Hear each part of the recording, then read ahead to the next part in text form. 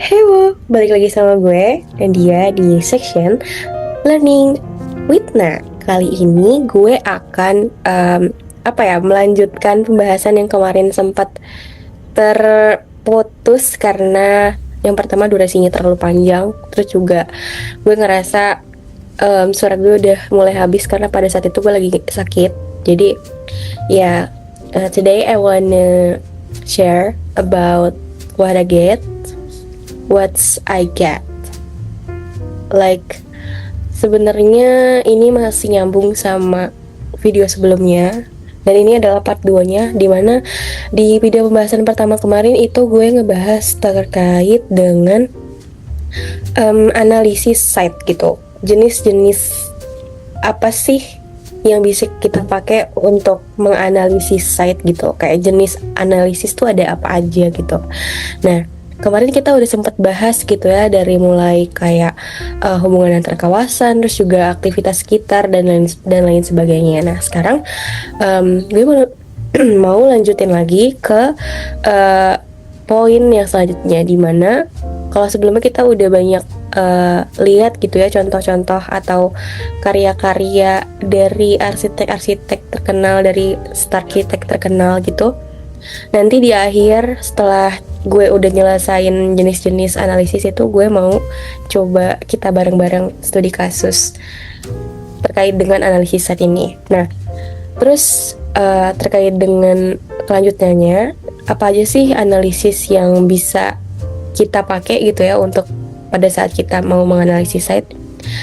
Selanjutnya yang ke-11, karena kemarin sampai dengan 10 aja. Nah, sekarang itu yang ke-11. Yang ke-11 itu adalah memori kolektif, dimana bagian set kita itu bisa disebut atau digambarkan di dalam literatur, berita, dan lain sebagainya. Contohnya adalah ini adalah Petronas Tower dari Malaysia yang dia dibuat oleh Peli Ark, dimana pada bangunan ini dia menggunakan bentuk segi berapa ya? Segi 8 sebagai denah, sebagai bentuk denah dasarnya, dimana yang kita ketahui gitu ya, kalau misalkan kita perhatiin simbol Islam itu kebanyakan menggunakan itu gitu, menggunakan bentuk yang kayak segi 5, segi 8. Segi 5 kayaknya enggak, di segi 8 gitu. Jadi kayak hal-hal yang seperti itu lah yang dipakai sama si Petronas Tower ini, sehingga pada akhirnya kita bisa memunculkan memori kolektif, memunculkan sesuatu yang itu tuh bisa kita pertahankan sebagai memori gitu. Terus juga dengan memori kolektif ini kita bisa mengetahui hal yang bisa kita kenang gitu pada site tersebut. Contohnya kalau di sini adalah Petronas Tower gitu ya, seperti kayak bentuknya tuh kayak gimana, terus juga kayak teksturnya kayak gimana gitu, sehingga seperti yang bisa kita lihat gitu ya, kalau misalkan di Petronas Tower ini ternyata emang bener bisa jadi salah satu ikon yang bener-bener memorable gitu untuk siapapun yang datang ke situ gitu. Dimana kalau misalkan kita lihat di sini konsepnya itu bisa disebut sebagai metafora gitu, karena ya tadi gue bilang gitu kan, di denahnya itu dia membentuk kayak segi 8. Kalau itu gue kasih lihat di sini, nah denahnya tuh kayak gini gitu. Jadi dia kayak seolah-olah bukan kamuflase ya, cuma ditinggikan gitu dari bentuk dasar sedemikian rupa, kemudian dijadikanlah Petronas Tower gitu, sehingga esensinya itu bisa disebut sebagai esensi konsep bentuk gitu.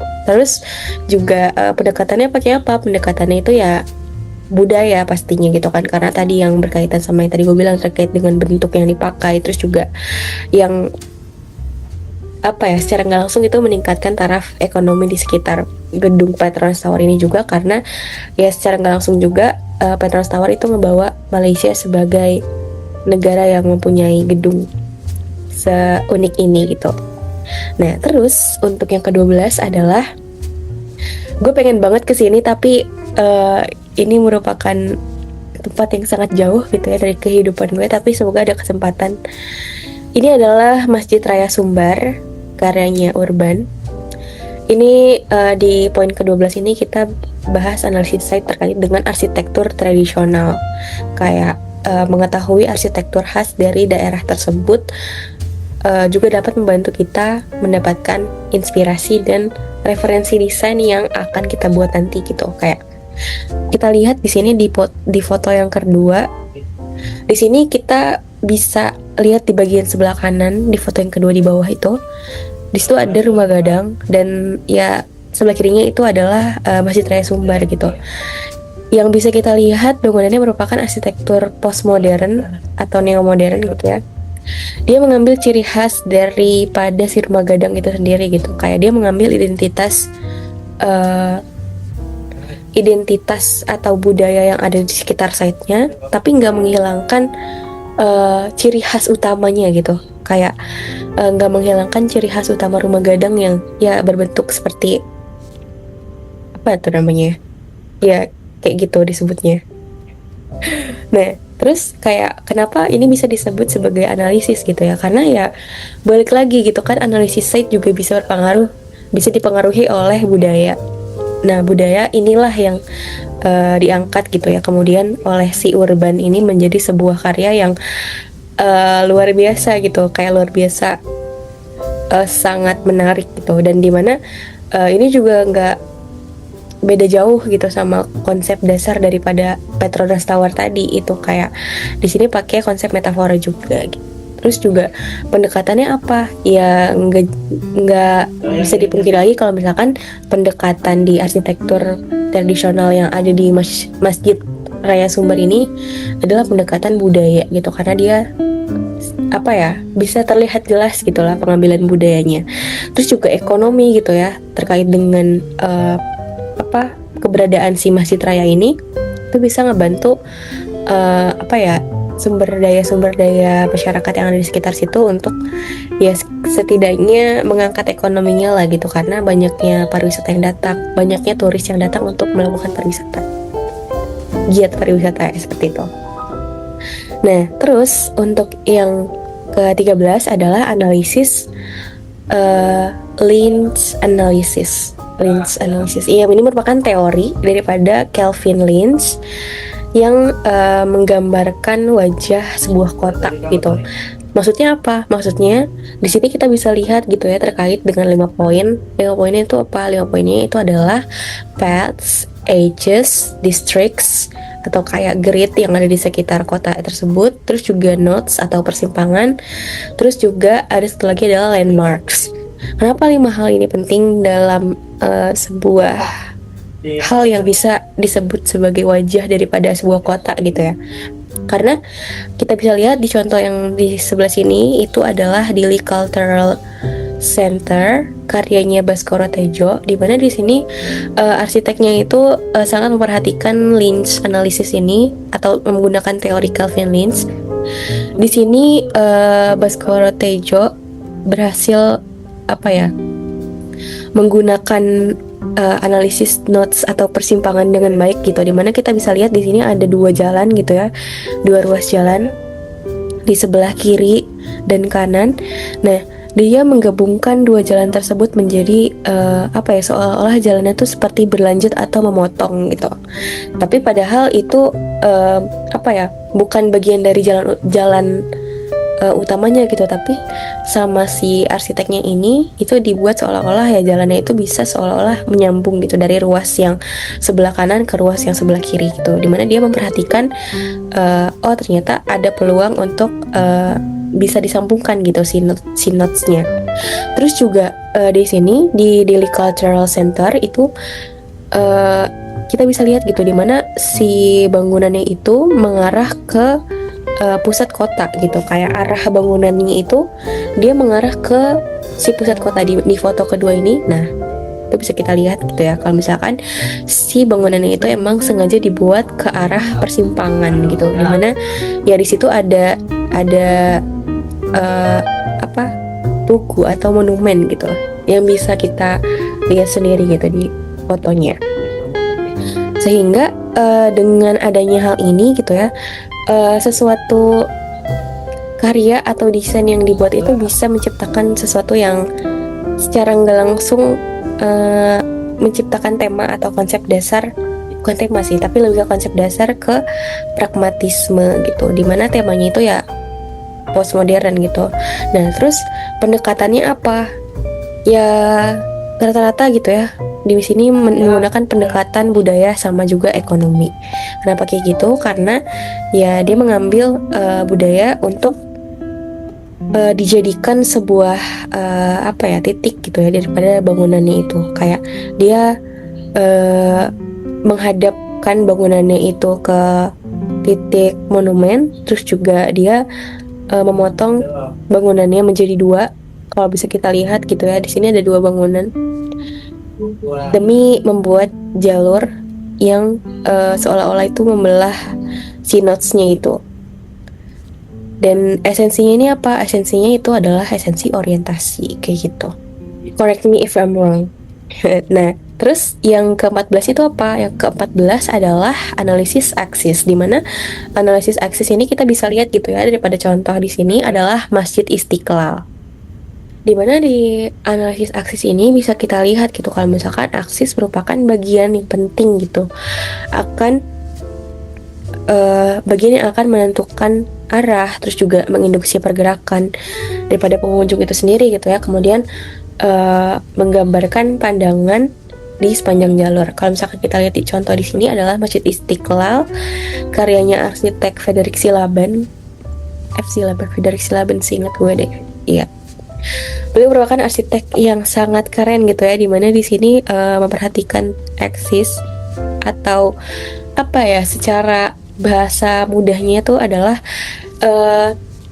esensi masjid adalah menghadap ke kiblat gitu. Kayak bangunan masjid utamanya diarahkan menuju ke kiblat, tapi dengan apa ya, menggunakan analisis site axis ini, si arsiteknya ini menciptakan plaza gitu ya, yang mungkin teman-teman kalau misalkan udah pernah ke Masjid Istiqlal, di situ kan ada plaza yang luas gitu ya. Kalau misalkan kita lihat dari atas, ternyata plaza itu mengarah ke pusat daripada kota Jakarta, yaitu adalah Monas gitu. Dimana arsiteknya ini ia tetap mempertahankan esensi utama dari sebuah masjid, yaitu mengarah ke kiblat, tapi juga menerapkan aksis agar si plazanya itu menghadap ke Monas. Karena apa? Ya karena yang tadi gitu, yang banyak gue mention terkait dengan apa ya, tata kota atau wajah sebuah kota jika dilihat dari atas gitu ya. Kalau misalkan ternyata dari atas tuh beneran kayak seolah-olah si plazanya ini emang mengarah ke titik pusat, yaitu Monas gitu. Nah terus selanjutnya adalah filosofi site gitu. Apa sih yang site itu berusaha sampaikan ke kita gitu. Nah di sini pakai contoh daripada yang udah gue pakai sebelumnya gitu, di analisis view gitu, di Salk Institute karyanya Lewis Kahn. Di sini kayak ya berfilosofi gitu, seolah-olah si bangunannya ini emang menyatu sama site-nya gitu, padahal ya enggak gitu. Padahal enggak serta merta menyatu, tapi dengan pemposisian void yang tepat, terus juga peletakan peletakan elemen-elemen desain yang sudah ditentukan sebelumnya, itu membuat seolah-olah ya bangunan atau desainnya itu berfilosofi gitu, mempunyai filosofi dengan site yang ada di situ gitu. Nah, terus selanjutnya adalah analisis tonalitas, dimana di sini kita bisa mengetahui gitu hubungan dan harmonisasi warna pada area lahan, site, dan juga desain pada kali ini itu akan membantu memacu tingkat kenyamanan pada bangunan gitu. Contohnya adalah Omah Jati karyanya Andra Matin. Di sini kita bisa lihat gitu ya, kalau misalkan penggunaan material atau warna yang dipakai sama Andra Matin ini di Omah Jati tuh ternyata memperhatikan juga tonton warna yang ada di site-nya tersebut gitu. Kayak enggak tiba-tiba warnanya tuh tabrakan, atau warnanya tuh enggak tiba-tiba kayak beda sendiri gitu. Sebenarnya bisa, tapi di sini karena mungkin si Andra Matin mau menggunakan analisis tonalitas sebagai salah satu sesuatu yang bisa membantu karyanya supaya bisa lebih indah gitu ya untuk dinikmati, dan juga terasa seperti menyatu dengan alam sekitarnya, yaitu adalah dengan ya ini gitu, menggunakan material atau warna-warna yang sesuai dengan site yang sudah dipilih gitu, yang nggak beda jauh, masih satu ton seperti itu, sehingga timbullah rasa nyaman. Kayak kadang sesuatu yang nabrak tuh nggak nyaman juga gitu ya kalau dipaksain gitu. Jadi selanjutnya itu ada sirkulasi dan transportasi gitu ya, dimana sirkulasi dan transportasi ini itu jadi sesuatu yang penting juga gitu, yang harus kita lihat dalam sebuah analisis site gitu. Kenapa? Karena ya tanpa kita melakukan analisis di sirkulasi dan transportasi ini, itu akan sulit gitu ya untuk bagi pengguna untuk mencapai sebuah kenyamanan atau ketercapaiannya mereka dalam menggunakan dalam menjalankan kegiatan sehari-harinya gitu. Nah, terus contohnya nih apa? Contohnya adalah ini TOD. TOD itu apa ya kepanjangannya? TOD ya pokoknya ada di dukuh atas gitu ya. Gue pernah lewat sini dan itu emang bangunannya bagus banget, kayak ini dekat sama transportasi umum, karyanya Air Mas Asti. Kenapa di sini bisa disebut sebagai contoh yang baik gitu ya untuk sirkulasi dan transportasi? Karena di sini kita bisa lihat gitu, ternyata ada beberapa poin yang emang penting kita lihat gitu, untuk kita lihat, dimana ada 4 gitu. Kayak yang pertama itu ada sistem transportasi umum. Kayak gimana sih transportasi umum tuh bisa berjalan di sekitar bangunannya gitu. Terus kayak parkir terdekatnya tuh kayak gimana gitu, di bangunannya tuh parkir terdekatnya tuh ada di mana gitu. Terus juga jalur pedestriannya tuh kayak gimana, terus juga arus lalu lintasnya itu gimana gitu. Terus kenapa sih 4 hal ini penting gitu ya untuk arsitek bisa ketahui pada saat menganalisis site? Karena dengan mengetahui hal tersebut ya kita berusaha agar bangunan yang dirancang itu tidak menambah kemacetan gitu, tidak menambah sesuatu yang menjadi hambatan untuk site di sekitarnya gitu. Kayak nggak jadi tiba-tiba bikin macet atau nggak bikin rusuh lah gitu bahasa kasarnya. Nah, terus bisa dilihat gitu ya kalau misalkan di bangunan ini itu ada beberapa amphitheater.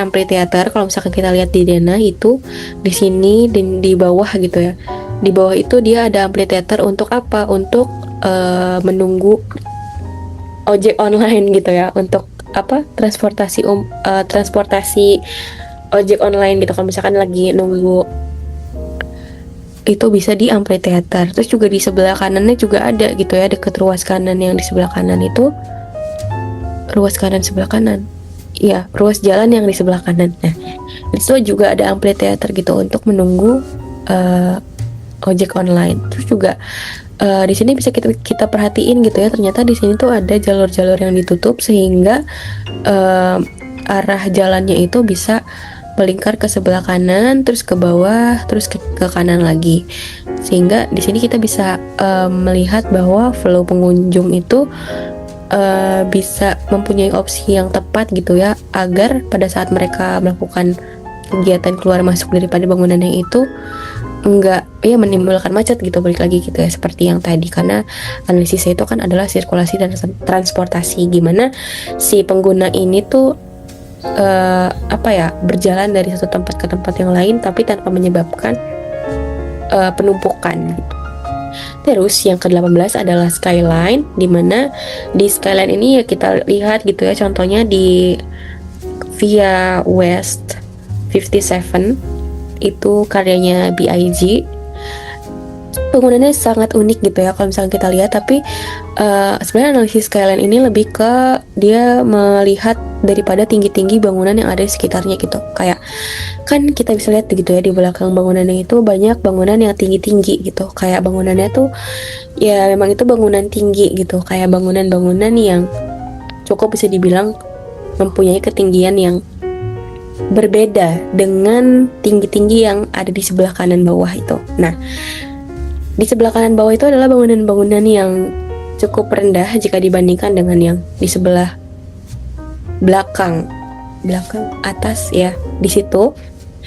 Dan di sini BIG menjawab site-nya dengan skyline dengan dengan desain yang seperti ini gitu, tentunya dengan pertimbangan yang baik juga gitu ya, dengan memperhatikan apa yang memang perlu diperhatikan gitu, nggak menghilangkan konteks yang memang diperlukan dari sebuah bangunan tersebut gitu, tapi dia menjawab desainnya dengan setnya gitu, kayak daripada gedung yang tinggi terus juga gedung yang rendah yang ada di sebelah bawahnya itu, kanan bawah. Nah terus selanjutnya itu ada apa? Selanjutnya ada kebisingan. Nah kayak nggak luput lah gitu daripada hiruk pikuk sebuah perkotaan gitu, kayak lingkungan sekitar itu pasti akan mengeluarkan kebisingan gitu. Hal ini itu tentu menjadi salah satu prioritas utama gitu ya, daripada sebuah desain agar bisa menjadi bangunan yang nyaman saat ditinggali gitu. Beberapa solusi itu bisa diaplikasikan sesuai dengan kondisi lahan, terus juga desainnya sendiri tuh seperti memelihara pohon, terus juga tumbuhan merambat dan lainnya untuk reduksi suaranya itu gitu. Tapi biasanya kebisingan ini tuh dijawab sama desainer itu adalah dengan memilih material atau membentuk fasad itu yang seperti apa gitu, sehingga ya hal seperti itu yang bisa diperhatikan untuk menjawab analisis site dengan kebisingan ini gitu, sehingga pada akhirnya bisa mewujudkan hasil akhir yang menjadi sesuatu yang membuat pengguna itu nyaman gitu. Ini karyanya Jürgen Mayer, H Architect. Nama bangunannya itu Skelm One.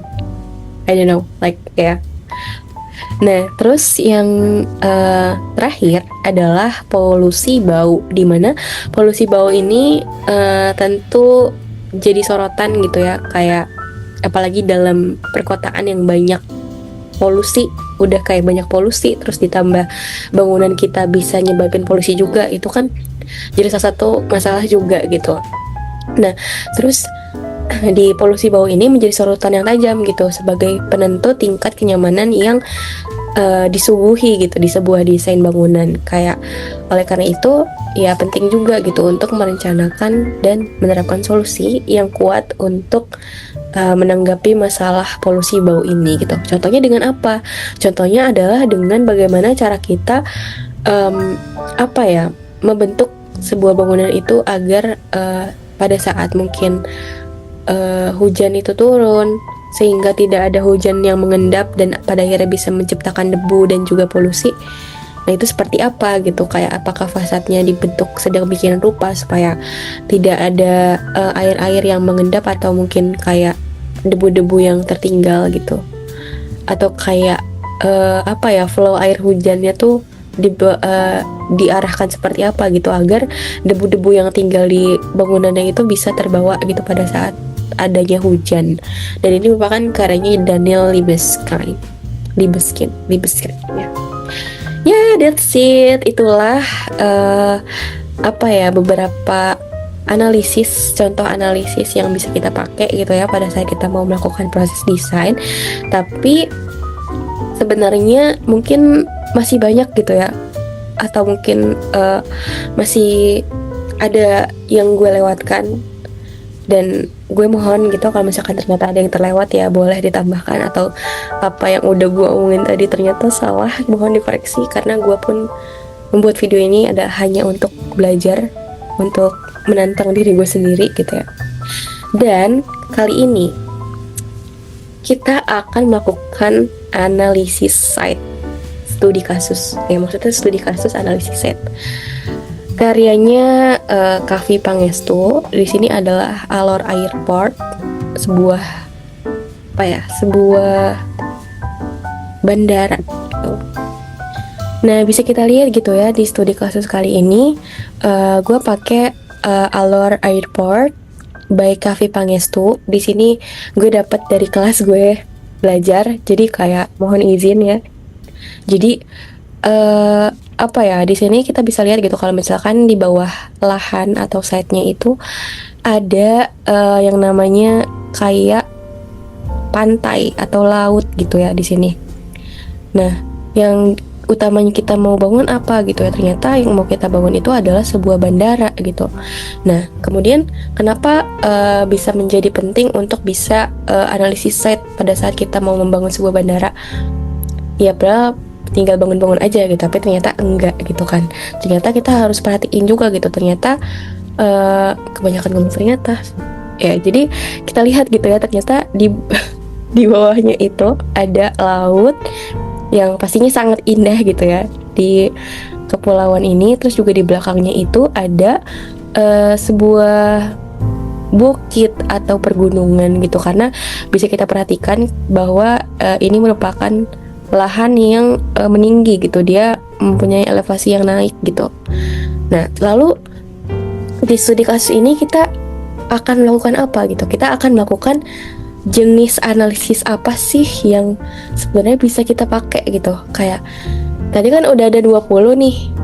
Kayak apakah 20-20-nya dipakai gitu, atau kayak emang ternyata beberapa aja gitu. Ternyata yang setelah gua perhatikan gitu ya, setelah gua pelajari juga dan setelah gua lihat jawaban daripada pertanyaan studi kasus kali ini itu adalah ternyata kita nggak perlu untuk memakai semua rangkaian analisis site secara mendetail untuk menciptakan sebuah bangunan gitu, tapi kita cukup hanya untuk kita harus memperhatikan semuanya gitu. Kita harus memperhatikan segala bentuk kemungkinan potensi atau masalah yang terjadi di site gitu, tapi kita harus mempunyai beberapa poin utama gitu yang mestinya menjadi salah satu poin utama dari apa yang kita rancang gitu. Dan pada studi kasus kali ini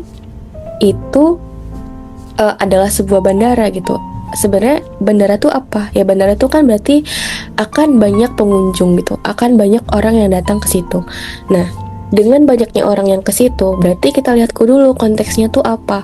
Bandara, berarti kan orang ke bandara itu adalah untuk melakukan ya kunjungan, mungkin jalan-jalan atau kayak ya something like that gitu kan. Nah, berarti kita bisa lihat gitu bandara itu sebagai apa? Bandara berarti sebagai wajah gitu, sebagai wajah sebuah budaya gitu, kayak sebuah budaya atau perwakilan wajah pertama yang dilihat oleh pengunjung pada saat baru mendarat gitu ya, terkait dengan budaya yang ada di sekitar site-nya gitu, ada di sekitar alornya itu sendiri. Lalu analisis apa gitu yang bisa kita pakai? Yang pertama itu adalah analisis view. Itu yang paling utama. Kenapa paling utama? Karena di sini kita punya potensi yang sangat besar di keindahan laut dan juga keindahan bagian perbukitannya gitu ya, daerah hijaunya gitu. Dimana di sini kita bisa memaksimal keindahan laut dan bukit di sekitar bandaranya gitu, kayak karena ada laut di depan, terus juga bukit di belakang, terus juga arah bangunan itu sebaiknya tuh ke arah mana gitu kan. Terus juga ruang tunggunya itu di sebelah mana baiknya gitu, supaya pada saat ternyata pengunjung itu dapat delay dari jadwal penerbangannya itu bisa mendapatkan pengalaman yang gak terlupakan gitu. Walaupun mungkin ya delay gak seberapa lama itu juga sih, tapi kayak dengan dia mendapatkan view yang bagus, terus juga pada saat dia ternyata harus delay gitu ya, di situ dia mendapat memori kolektif gitu, kayak dapat memori yang mungkin bisa tersimpan gitu, karena ya balik lagi gitu, kayak pemaksimalan analisis site dari segi view ini itu dimaksimalkan gitu, mungkin dengan peletakan bukaan-bukaan atau peletakan arah jendela atau arah bangunannya itu seperti apa, seperti itu. Terus juga ya menjadi pemikat ya pastinya gitu, kayak jadi sesuatu yang memorable, yang mungkin jadi sebuah cerita kayak gue kemarin habis ke Alor, terus bandaranya bagus banget, kayak view-nya bagus banget gitu. Jadi ya itu sih yang mungkin pertama gitu bisa kita lihat dari segi analisis view. Terus juga yang kedua itu ada ciri khas apa ya, di bandara ini kita bisa melihat ciri khas daerah Alor gitu, kayak yang tadi gue bilang gitu ya, kayak wajah pertama yang dilihat sama orang terkait dengan apa sih yang ada di pulau itu gitu. Dan pada kasus ini tuh bisa kita pakai analisis alam sekitar gitu, kayak alam sekitarnya tuh kayak gimana gitu, kayak budaya yang dipakai gitu gimana, kayak bentuk-bentuk apa sih yang jadi simbol-simbol budaya di daerah situ gitu, di daerah site-nya gitu kan. Terus juga apa ya, memberikan kesan apa ya, sebuah cerminan keseluruhan atau perwakilan budaya dari lingkungannya itu sendiri gitu, kayak yang tadi gue bilang. Nah, terus untuk analisis yang ketiga itu ada menyesuaikan desain bangunan dengan alam sekitar yang tadi gitu ya, kayak alam sekitar. Terus juga kita bisa lihat gitu kalau misalkan sorry ya, berarti yang tadi tuh bukan alam sekitar ya, yang tadi tuh adalah tradisional. Apa yang tradisional tuh? Iya, poin ke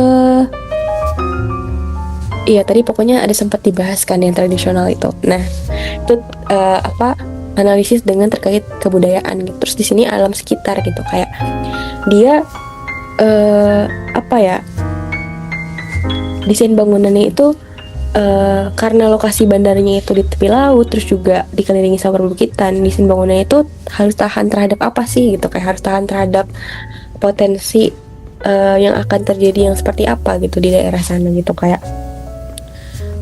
mungkin angin yang cukup besar gitu, kayak apakah tahan terhadap angin, terus juga kelembapan yang tinggi gitu kan karena dekat sama laut, terus juga apa, cocok dengan apa ya, material atau desain seperti apa sih yang sekiranya cocok gitu kalau misalkan diletakkan di daerah terbuka seperti ini gitu. Karena kan ya nggak semuanya itu bisa cocok-cocok aja gitu, bisa saat dipakai cocok-cocok aja. Iya, ya misalkan karena tadi kan kita udah tahu gitu ya dalam analisis lingkungan sekitar itu, ternyata kita ketahui nih, ternyata banyak angin gitu di sekitarnya. Nah, berarti dengan hal tersebut kita bisa gunain juga apa, manfaatkan si angin itu untuk masuk ke dalam bandaranya gitu, dengan mungkin kayak alur anginnya itu seperti apa, kayak sirkulasi yang dipakai tuh kayak gimana gitu, kayak alur sirkulasinya tuh kayak gimana. Jadi pada saat bandaranya itu terbangun, itu mungkin bisa di apa ya, minimalisir gitu ya dari segi penggunaan pendingin udaranya gitu, karena udah di cover gitu sama si angin yang ada di sekitarnya. Tapi balik lagi ke maintenance bangunannya seperti apa, kayak apakah baiknya terlalu banyak, apakah baiknya ada bukaan-bukaan tertentu, atau mungkin ada hal-hal lain yang memang semestinya tidak diterapkan gitu ya di desainnya, kayak gitu ya. Jadi seperti itu apa ya, studi kasus yang bisa kita pakai gitu ya contohnya. Tapi balik lagi gitu, kayak nggak semua analisis tuh bisa kita pakai gitu. Kayak kalau tadi kan ada yang teorinya Kelvin Lynch itu kan, Kelvin Lynch itu dia kan lebih ke wajah perkotaan gitu, kayak wajah sebuah kota, gimana sih dia tuh kayak ngelihat dari segi persimpangan, terus kayak grid kotanya, terus juga kayak apa, districts or like apa, landmarks gitu-gitu. Nah, ini kan di sini kan konteksnya tuh nggak ada apa ya, nggak begitu dominan gitu ya dengan bangunan-bangunan yang ramai, yang padat gitu. Jadi kayak beberapa hal emang kadang cocok di satu tempat atau di site tertentu, tapi bukan berarti itu juga bisa dipakai gitu di site lain gitu. Bahkan desain pun ternyata akan beda gitu. Kayak kalau misalkan kita desain bangunan A, di site yang A gitu, terus kita mau desain A di site yang B, tapi ternyata di site yang B tuh ternyata feel yang didapat tuh beda sama pada saat kita merasakan feel di bangunan yang ada di site A gitu ya. Karena balik lagi gitu, karena si bangunan itu bisa maksimal karena disesuaikan dahulu gitu dengan si site-nya gitu. Jadi kayak beda site ya beda bangunan, beda-beda desain gitu.